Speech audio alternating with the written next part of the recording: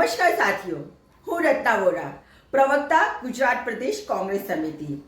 સાથીઓ, આજે સમસ્ત ભારત દેશમાં ભારતીય રાષ્ટ્રીય કોંગ્રેસ પક્ષ પોતાની સ્થાપનાનો 138મો દિવસ ઉજવી રહી છે.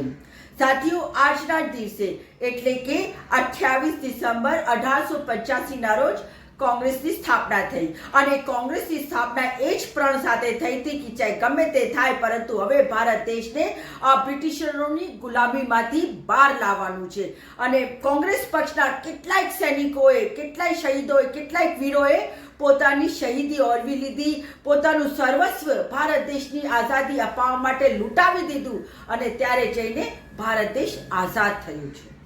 સાથીઓ, હવે હું ગુજરાતની વાત કરું. આપણા માટે એક ખૂબ જ ગૌરવની વાત છે કે ગુજરાત પ્રદેશ કોંગ્રેસ સમિતિના પ્રમુખ પદે મહાત્મા ગાંધીજી રહી ચૂક્યા છે અને પ્રમુખ પદે લોખંડી પુરુષ સરદાર વલ્લભભાઈ પટેલ પણ રહી ચૂક્યા છે. એ આપણા માટે ગૌરવની વાત છે. હવે કહેનારા લોકો કહે છે કે ગુજરાતમાં છેલ્લા 28 વર્ષથી સત્તા ઉપર નથી. વાત સાચી છે, છેલ્લા 28 વર્ષ સુધી સત્તા ઉપર નથી, પરંતુ ગુજરાતમાં એ તમામ લોકોના દિલોમાં આજે પણ કોંગ્રેસ વસે છે કે જેના વડીલોએ, જેના પરિવારજનોએ ભારત દેશની આઝાદી માટે પોતાના પ્રાણોની આહુતિ આપી છે, પોતાનું સર્વસ્વ લૂંટાવી દીધું છે, પરંતુ ભારત દેશને આઝાદ કરાવ્યું છે.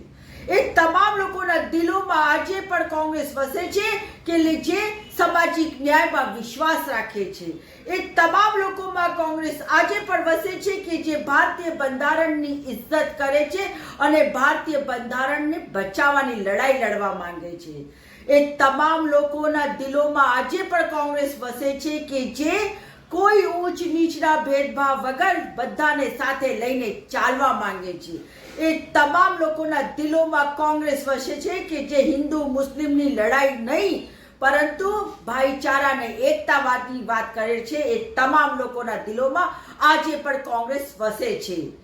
રાજકીય રીતે સત્તા આવવી અને જવી એ તો રાજકીય બાબત છે અને એની પાછળ ઘણા બધા પાસાઓ હોય છે, તેના કારણે સત્તા આવે છે ને જાય છે. અને આજે જે લોકો કોંગ્રેસમાં છે અને ખાસ કરીને ગુજરાતમાં જે લોકો કોંગ્રેસમાં છે, એમના માટે હું કહેવા માંગુ છું કે એ કર્મશીલ છે, એ જુઝારુ છે અને આજે પણ કોંગ્રેસ સાથે વળીને એ બતાવવા માંગે છે કે તેઓ કોંગ્રેસના સચ્ચા સૈનિક છે.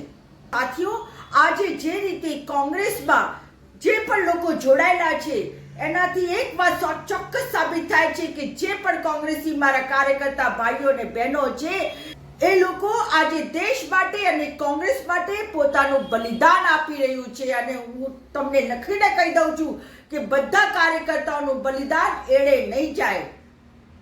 સમય આવે છે ને સમય આવશે. આપણે બહુ ધીરજ ધરી છે અને હજી ધીરજ ધરીશું અને કોંગ્રેસને બેઠી કરવા માટે, મજબૂત કરવા માટે ફરી એકવાર જોશથી લાગી જઈશું અને કેમ નહીં કોંગ્રેસ આવે એવી આપણી વિચાર સાથે આગળ વધીશું. સાથીઓ, આજે હું ફરી આપને કોંગ્રેસના સ્થાપના દિવસના ઉપલક્ષમાં ખૂબ ખૂબ અભિનંદન પાઠવું છું. ફરી મળીશ એક નવા વિડીયો સાથે. નમસ્કાર.